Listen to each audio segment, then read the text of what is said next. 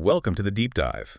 You give us the sources, we give you the insights, the core takeaways. You need to act fast. So if you're looking at the CPG world right now, there's this real tension, isn't there? Oh, absolutely. Consumers want these amazing, indulgent flavor experiences, but they also want super clean labels, functional benefits too. It's a tough balance, the ultimate paradox, really. And it's driving a lot of innovation. It brings us neatly to today's topic. Exactly. Our sources are pointing to one ingredient as, or a key strategic solution for 2025. That's the dark sweet cherry, or DSC. DSC, okay. And look, this isn't just some fleeting trend. The sources, they're calling it a standout seasonal hero. They see it making waves everywhere. Food, drinks, wellness, even pet nutrition, interestingly enough. Yeah, okay. Pet nutrient too. Yeah. So our job today, our mission, it's not just saying DSC is hot. No, not at all.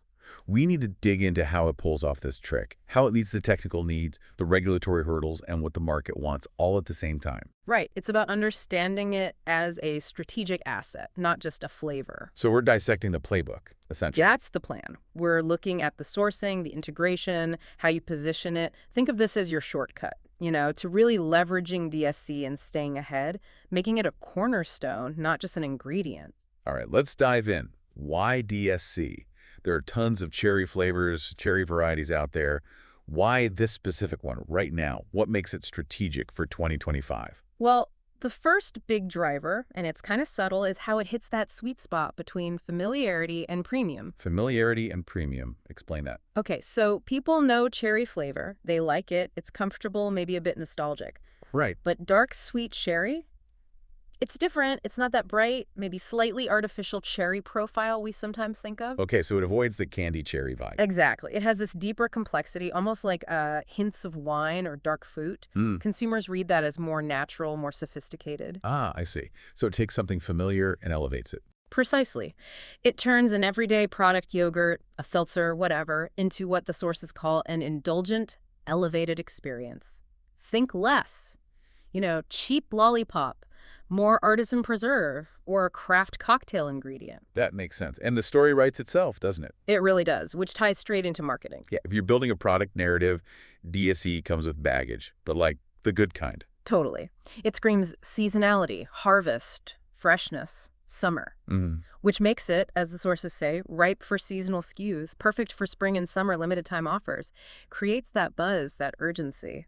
And circling back to that initial paradox, the clean label piece, Yeah. how does DSC stack up there? That's a huge win. In today's market, where everyone flips the package over to read the ingredients, Everyone, yeah. DSC delivers. It's 100% fruit. No added sugar needed for the flavor profile itself. And critically, for safety and formulation, it's not a major allergen. Okay, that's big. Ticks all the boxes for transparency and simplicity. Right. Meets that core consumer demand head on without compromising on that complex, satisfying taste. Okay, so that's the why. The market wants it, it tells a good story, it's clean. Yeah. Now let's shift gears, the how, from the consumer appeal to the science and the lab work. Right. Beyond the flavor, what specific functional benefits does DSC bring?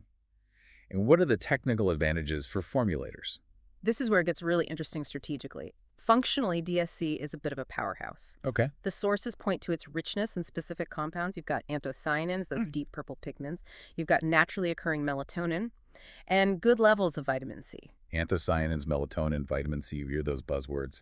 What do they actually do in terms of claims? What creates that health halo? Okay, so anthocyanins, they give the cherry that amazing color, but they're also the workhorses here. They're the compounds that let you credibly talk about antioxidant activity. Right, antioxidants are always popular.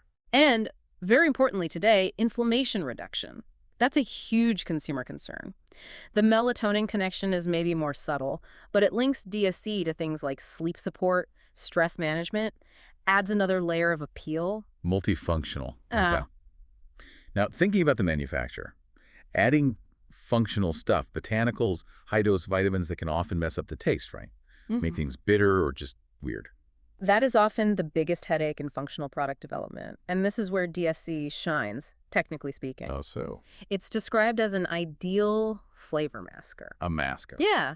Think about it. Artificial flavors can sometimes clash badly, get that metallic note when you add strong actives. But the natural complexity of DSC, that balance of sweetness and acidity, it can cover up those challenging off notes. From things like Yeah. What, specifically? The sources mention botanicals, which can be tricky, even cannabinoids, which is obviously a rapidly growing area where taste can be a major hurdle. Okay, so DSC isn't just passively tasting good, it's actively helping the formulation work. Exactly. It's an enabler. It lets companies deliver that functional dose people want without making them wince when they taste it. That's a pretty powerful combination. And it's versatile, too. The sources talk about layering it with other flavors: vanilla, chocolate, citrus, even savory herbs like basil or mint. So you can mask and differentiate, create unique profiles. What about appearance? People buy with their eyes first. That deep red color is a big part of the appeal, I imagine.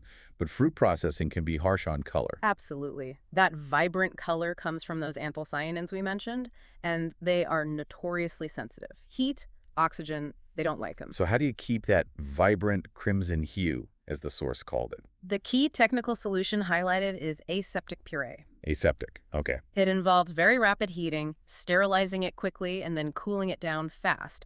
This minimizes the time those delicate pigments are exposed to damaging heat and air. It helps lock in the color right through processing and onto the shelf. Keeping the color, keeping the function. That all builds trust. But speaking of trust, let's talk compliance. If you're using this hero ingredient across lots of different products, maybe sensitive ones, what kind of scrutiny comes with that? Yeah, that's critical. Compliance and safety testing become paramount, especially, like you said, for sensitive groups. Think baby food transparency there is non-negotiable. Totally.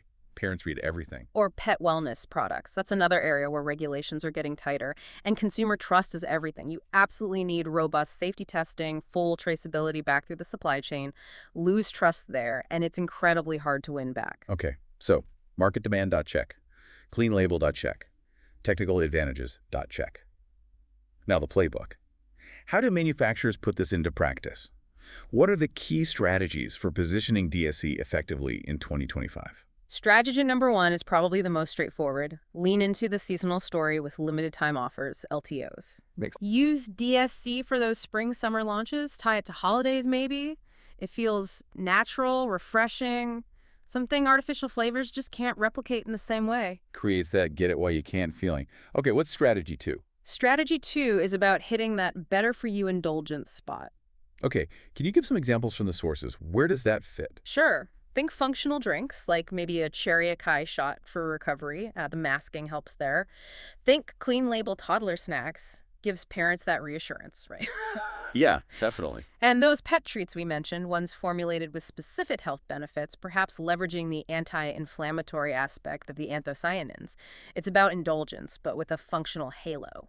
That diversity really highlights strategy 3, doesn't it? Cross-segment versatility, using it everywhere. Exactly. The sources call this the Hero Cherry campaign concept. Hero Cherry. I like it. The idea is you use the same high-quality dark sweet cherry ingredient across multiple lines. Maybe it's in your smoothie base, your gummy supplement, and your premium dessert topping. So it builds brand consistency and reinforces that premium message across the board. Precisely. It creates a unified story, familiarity meets premium, amplified across your whole portfolio. And connecting back to safety and trust.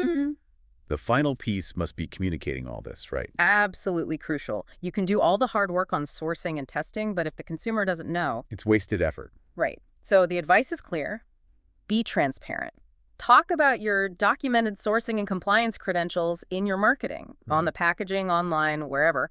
That proof is what elevates DSC from just tasting good to being a trustworthy premium health component. Okay, so wrapping this up, what's the big picture for our listeners? It sounds like Dark Sweet Cherry really does manage to bridge that gap we started with. It does. It brings together that sophisticated indulgence, that credible health halo from the functional components, and that powerful seasonal pull. It delivers depth. It delivers excitement for 2025. So it's more than just a flavor. Much more. The sources are very clear. DSC is a strategic flavor. And maybe that's the key thought to leave you with. What's the difference between just a flavor trend, something that pops up and fades, easy to copy, versus a truly strategic ingredient? Okay. What is the difference? A strategic ingredient like DSC, it demands more. It needs that thoughtful technical execution we talked about. The careful sourcing, the specific processing like aseptic puree, the rigorous compliance. Because without that back-end work, it can't really deliver on its promise. It can't become that cornerstone of successful seasonal offerings that the sources envision. Which leads to a final question for you, the listener, to chew on. Yeah, a provocative thought. If you were launching your 2025 products using DSC, which technical challenge would you focus on nailing first? Is it locking down that color retention with the right processing? Is it mastering the flavor masking for your specific active ingredients? Or is it guaranteeing that rock-solid safety traceability, especially if you're targeting sensitive categories? Which hurdle do you clear first to make sure DSC is a genuine strategic win for you and not just another flavor of the month? Something to think about. Definitely food for thought. Thanks for joining us for this deep dive. We'll catch you on the next one.